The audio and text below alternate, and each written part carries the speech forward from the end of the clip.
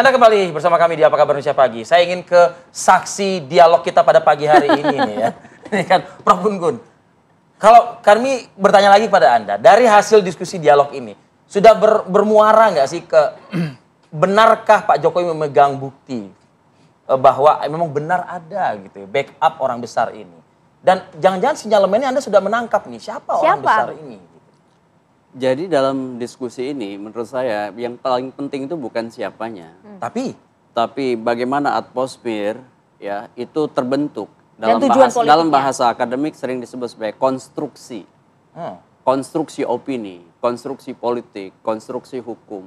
Nah ini yang kemudian menjadi memasukkan aspek namanya dialektika relasional. Jadi hubungan yang saling kerap kali tidak seirama, ada benturan. Ya, dialektika relasional itu ketika ada letupan-letupan juga di situ.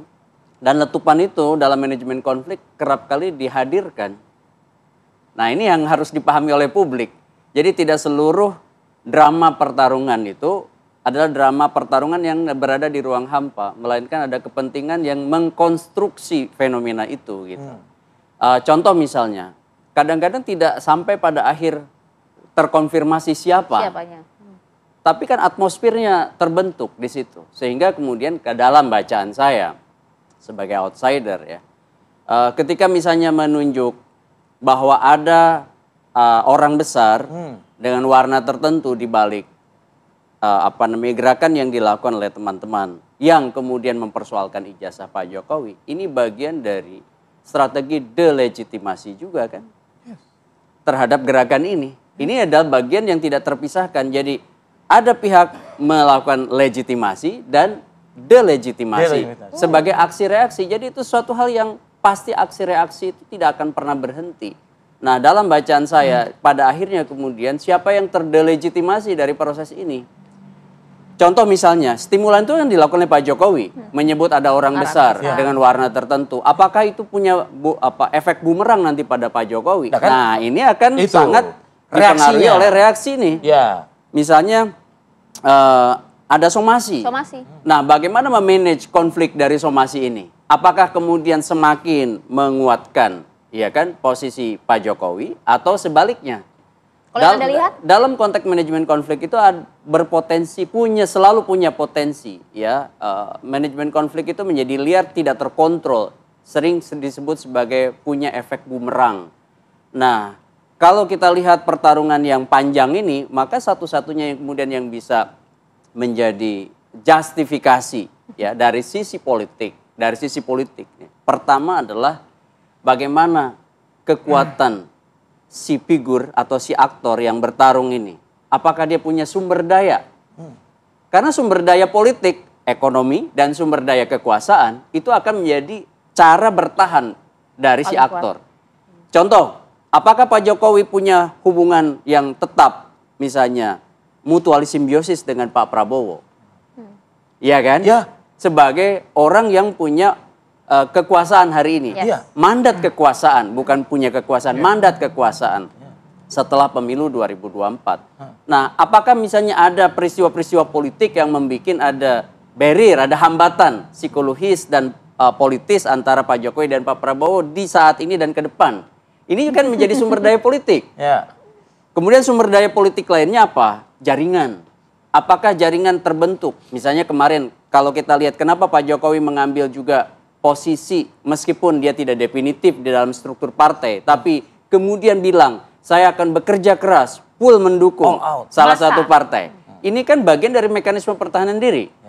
Karena tanpa ada kekuatan politik real, maka seorang Jokowi hanya seorang individu. Prof. Gun-Gun, ya kan begitu. Ya, artinya dari penjelasan Anda tadi dengan aksi reaksi respon somasi ini, menurut Anda justru yang akan kemudian menjadi sosok yang dalam tanda kutip kalah begitu justru dari pihak Roy CS sendiri? Tidak jumping conclusion seperti itu. Jadi ini bukan kemudian bahwa ketika ini kemudian ini kalah, enggak.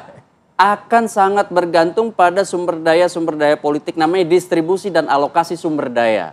Apakah kemudian sumber daya yang dimiliki oleh masing-masing bertarung itu tersumbat? Seperti sumber daya kekuasaan, sumber daya ekonomi, sumber daya jaringan, termasuk sumber daya kepercayaan publik. Mana yang lebih dipercayai? Ini bukan soal putusan hakim. Ini soal public trust. Nah, public trust itu kan salah satu sumber daya politik juga. Karena tanpa public trust maka gerakan Pak Roy dan CS itu tidak akan juga dapat dukungan. Pun sebaliknya Pak Jokowi. Ketika misalnya semakin banyak orang tidak percaya bahwa Pak Jokowi itu punya ijazah palsu, maka itu juga merugikan Pak Jokowi kan, begitu. Saling ada kekuatan artinya saat ini. Iya. Luar biasa. Bang Freddy menyikapi hal ini, Bang Freddy. Ya, itulah basicnya sebetulnya adalah karena per hari ini per kemarin setelah Pak Jokowi lengser juga public trust kepada Pak Jokowi itu sangat tinggi. Dilihat dari mana tuh, Bang?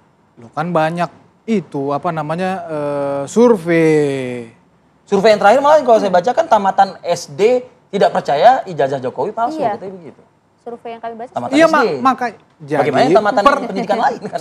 setelah Pak Jokowi lengser, approval ratingnya kan masih sangat tinggi. Oh, pada saat itu.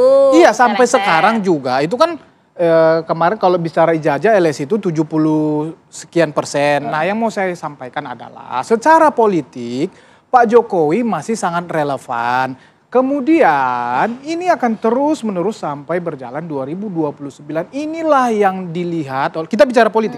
Inilah yang dilihat oleh katakan orang-orang yang tidak suka, para pembenci dan lawan-lawan politik Pak Jokowi. Public trust inilah yang harus dihantam terus supaya ini turun.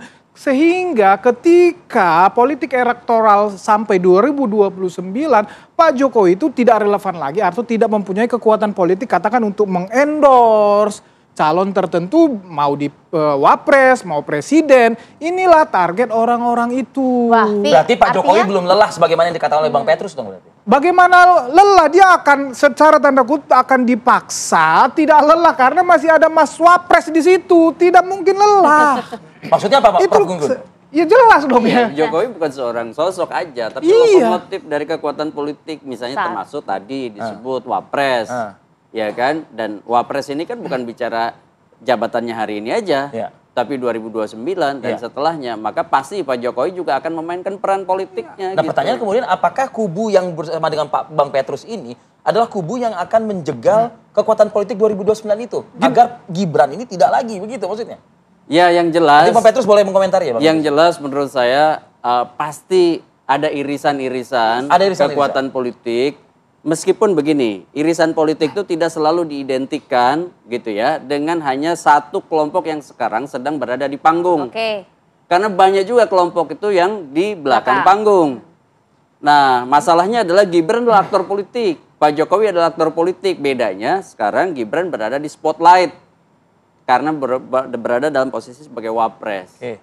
Jadi saya nggak yakin Pak Jokowi Anda nggak yakin? akan pensiun. Akan istirahat. Dalam hal politik. Dia tetap akan memainkan posisi sebagai jangkar politik. Kalau syukur-syukur kalau dia masih berperan signifikan. Guru besar komunikasi mengatakan tidak akan pensiun, artinya tidak letih Bang Petrus. Ya, memang boleh saja ada yang melihat bahwa Jokowi tidak pernah letih.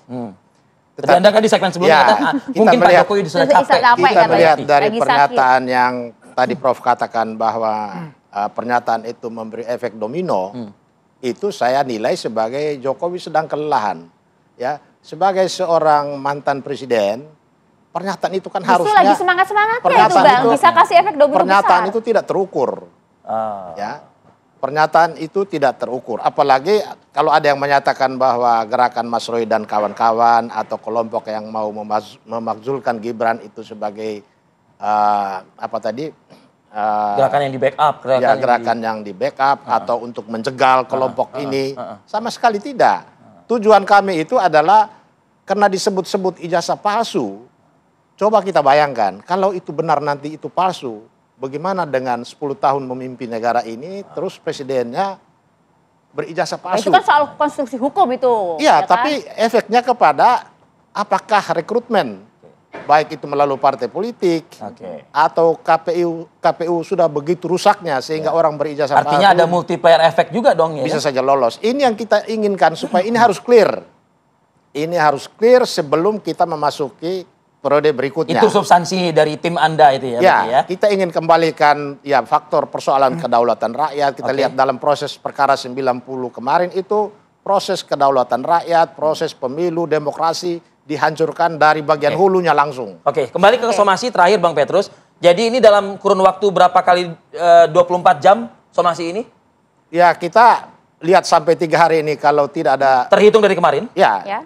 Tidak ada jawaban sama sekali, maka beberapa langkah hukum akan kita lakukan. Salah satunya? Ya salah satunya akan melaporkan. Siap melaporkan. Ya sebagai ujaran kebencian, memecah belah, ya. Oke. Penyebaran berita bohong. Meskipun tidak ada nama yang disebut karena Jokowi di sana. harus buktikan siapa sosok besar itu. Harusnya sosok besar itu masuk dalam satu paket laporan dia di Polda tentang pencemaran nama baik itu. Kalau dia merasa bahwa gerakan Mas Roy dan kawan-kawan itu di belakangnya ada otak besar, ya, orang besar yang mengotaki. Oke, kita akan dia harus laporkan sebagai salah satu pelaku. Respon dan juga dari aksi yang dilakukan dari kubu Bang Petrus CS. Seingat saya dari Polda Metro Jaya saja sudah meningkatkan penyidikan tapi belum ada tersangka. Nanti akan ada laporan lagi, ya kan, penyebaran berita bohong dan lain sebagainya. Saya tidak tahu negeri ini akan arahnya kemana, begitulah ibaratnya. Kepala ini ya. Terima kasih loh Bang Petrus, Lasinus. Terima kasih Bung Prof. Freddy. Gun, terima kasih. Prof. Bang Freddy, terima kasih.